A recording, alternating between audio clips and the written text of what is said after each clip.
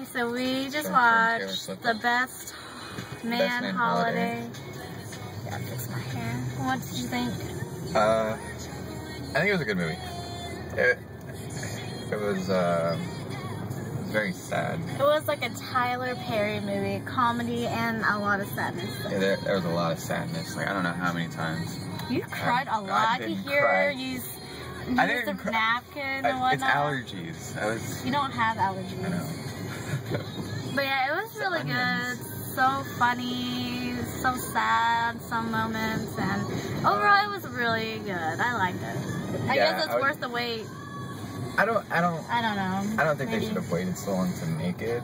I guess they probably didn't have intentions of making another one, and then decided, you know what, let's make another one. I don't know. Terrence Howard. He was really funny in that. He played, he was funny. He is very funny in that movie. What was it?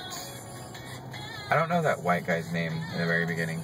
I forget his name, but he's pretty funny too, of course. He's married to, what's her name?